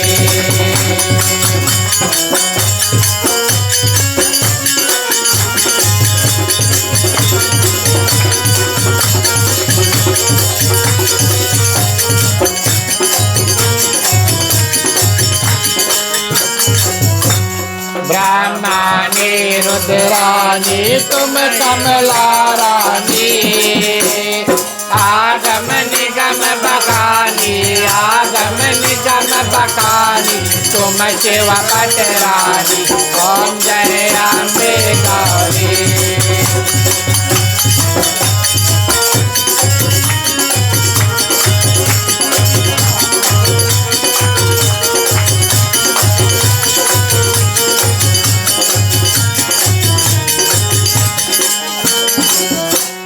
चौसठ योगनि मांगल दावत नीत करत भैरो बाजत ताल मृदंगा बाजत ताल मृदंगा हर बाजत डमरू ओम जय अम्बे गौरी ओम जय अम्बे गौरी मैया जय श्यामा गौरी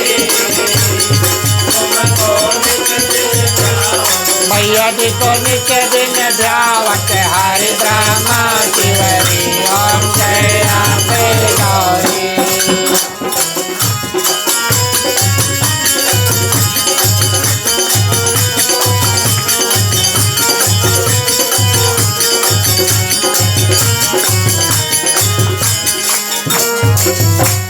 तुम ही जग की माता तुम ही हो भरता भगतन के दुख हरता, भगतन के दुख हरता, सुख संपत्ति भरता। ओम जय अम्बे गौरी।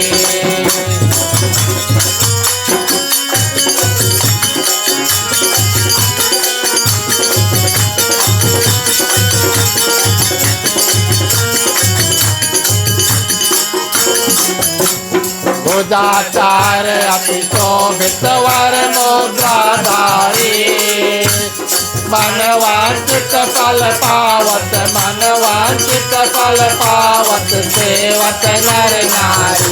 ओम जय अम्बे गौरी।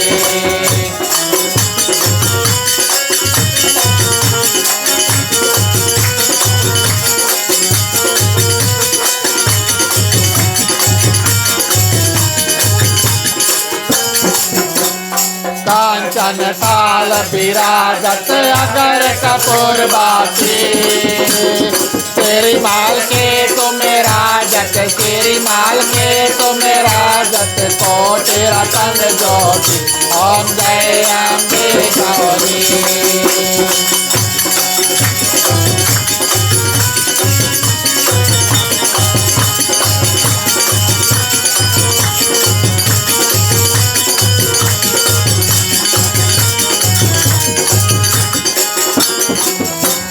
तेरी अम्बे जी की आरती जो कोई नर गावे, कहत शिवानंद स्वामी, कहत शिवानंद स्वामी, सुख संपत्ति पावे।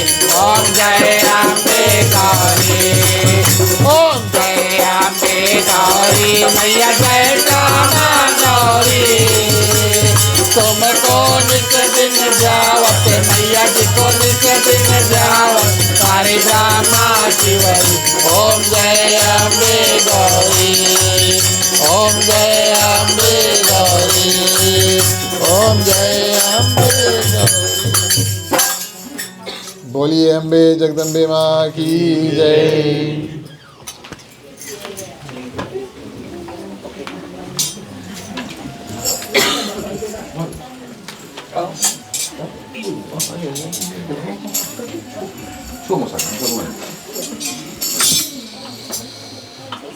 तुम्ही हो माता पिता, तुम्ही हो बंधु सखा, तुम्ही हो जो क्यों सके ना वो फूल हमें, तुम्हारे चरणों की धूल हमें, दया की दृष्टि सदा ही रखना।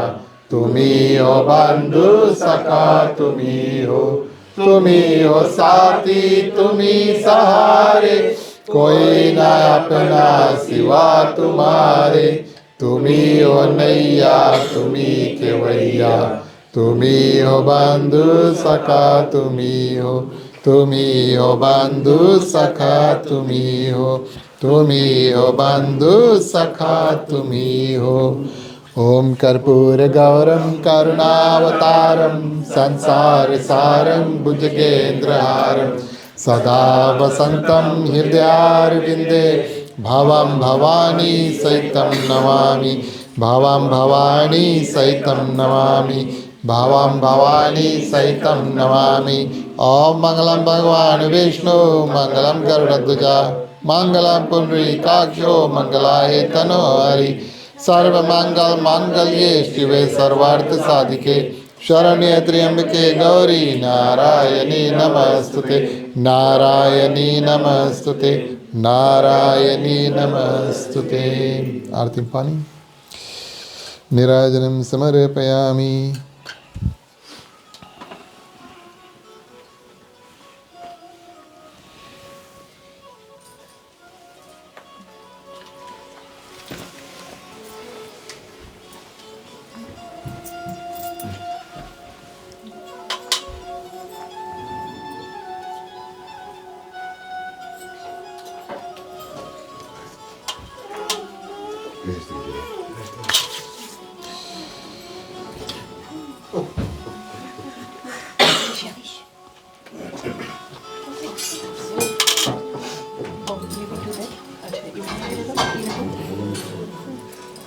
सनीश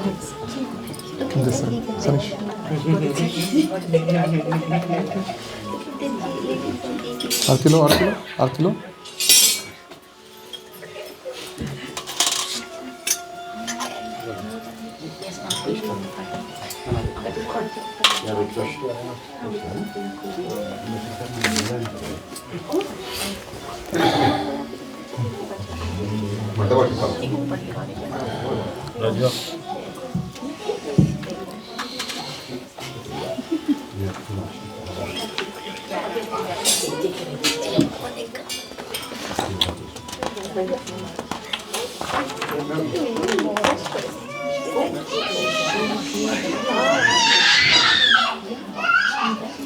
धन्यवाद प्रिय श्रोतागण।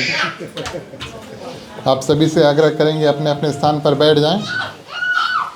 बैठे बैठे बारी बारी आप सभी को आरती का दर्शन कर सकते हैं।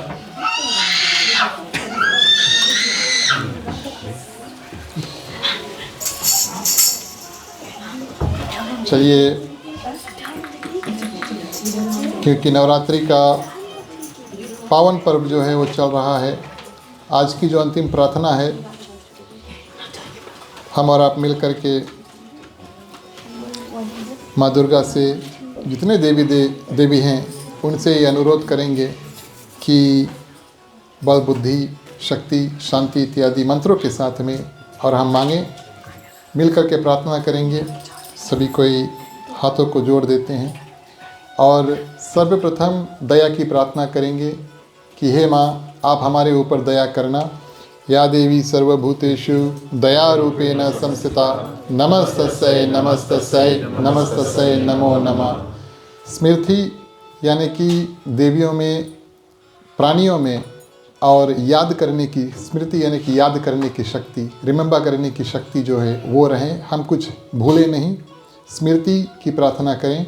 या देवी सर्वभूतेषु स्मृति रूपेण संस्थिता नमस्तस्यै नमस्तस्यै नमस्तस्यै नमो नमः। शक्ति की प्रार्थना करें कि हे देवी, आप सभी को शक्ति प्रदान करना। या देवी सर्वभूतेषु शक्ति रूपेण संस्थिता नमस्तस्यै नमस्तस्यै नमस्तस्यै नमो नमः। संतोष की प्रार्थना, ताकि हमारा जीवन में हम और आप जो हमें मिले उसमें खुश रहें, उसको संतोष कहते हैं। उसको संस्कृत में तुष्टि कहते हैं, तो मंत्र में तुष्टि आती है। या देवी सर्वभूतेषु तुष्टि रूपेण संस्थिता नमस्तस्यै नमस्तस्यै नमस्तस्यै नमो नमः। जीवन में शांति हो। या देवी सर्वभूतेषु शांति रूपेण संस्थिता नमस्तस्यै नमस्तस्यै नमस्तस्यै नमो नमः। विद्या की दाता माँ सरस्वती, बालकों को, जो कन्याएं हैं, जो विद्यार्थी हैं, और हम सभी के ऊपर आप विशेष कृपया करना। या देवी सर्वभूतेषु विद्या रूपेण संस्थिता नमस्तस्यै नमस्तस्यै नमस्तस्यै नमो नमः। अंतिम प्रार्थना, जो देवी का सर्वप्रथम रूप बनता है वो निद्रा देवी का रूप धारण करते हैं। जब तक हम और आप अच्छा नींद, प्रिय श्रोतागण, जीवन में नहीं प्राप्त करते हैं, रात भर का नींद, तो अगले दिन हमारा ठीक से नहीं गुजरता। इसलिए निद्रा देवी से प्रार्थना करते हैं कि यथा योग्य अपनी जो शक्ति है, नींद का जो शक्ति है, हमें अवश्य प्रदान करें। या देवी सर्वभूतेषु निद्रा रूपेण संस्थिता नमस्तस्यै नमस्तस्यै नमस्तस्यै नमो नमः। अंतिम समय शुभकामनाएं और उसके बाद में शांति पाठ, शुभकामनाओं के मंत्र के माध्यम से अपना कल्याण, यहाँ पर जितने लोग हैं सभी की कल्याण की प्रार्थना, समस्त पृथ्वी पर जितने जंतु हैं, चलते हैं, उड़ते हैं, तैरते हैं, सभी की कल्याण की प्रार्थना करेंगे। खास तौर से नवरात्रि के समय माँ दुर्गा देवी जो है उनसे प्रार्थना करेंगे, हमारे में, आप सभी में, समस्त पृथ्वी में जितने जंतु हैं, किसी प्रकार का दुख तकलीफ है तो आप थोड़ा सा शक्ति प्रदान कर देना, क्योंकि आप शक्ति के दाता हैं। चलिए हाथों को खोल लेते हैं। पुरुषों के लिए राइट ओवर लेफ्ट, महिलाएं अपने अपने आंचल अपने अपने हाथ में ले लें। चलिए प्रार्थना करते हैं। स्वस्ति प्रजभ्यः परिपालयन्तां न्यायेन मार्गेण महीं महिषाः गोब्राह्मणेभ्यो शुभमस्तु नित्यं।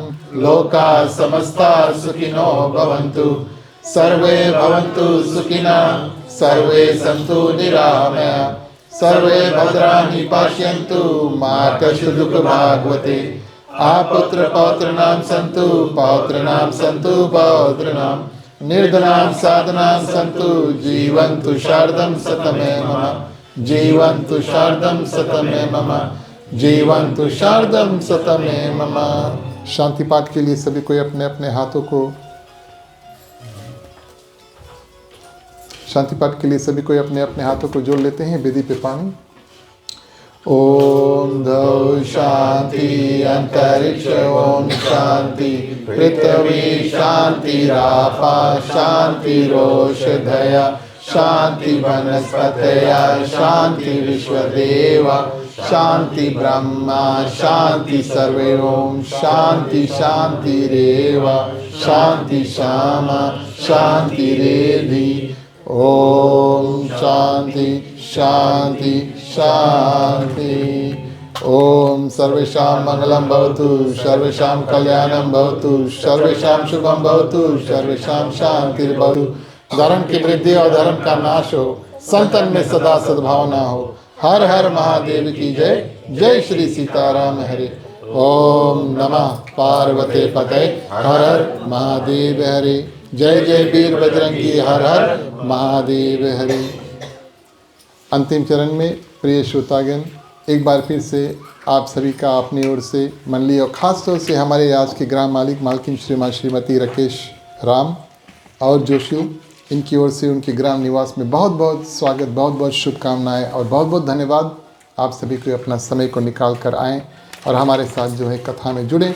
आप सभी के लिए प्रसाद है, आप सभी के लिए महाप्रसाद है। कृपया इसे करें और मुख्य श्रोता को आशीर्वाद और धन्यवाद देकर जाएं। ये हमारा और आपका कर्तव्य बनता है।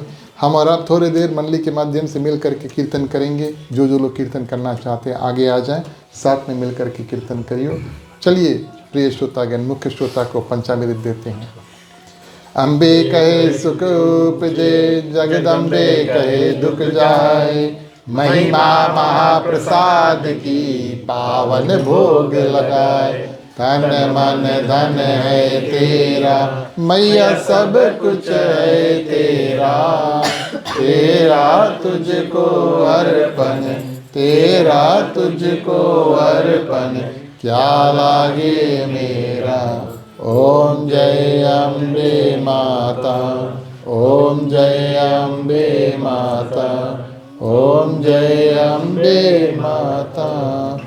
ओम शांति शांति शांति।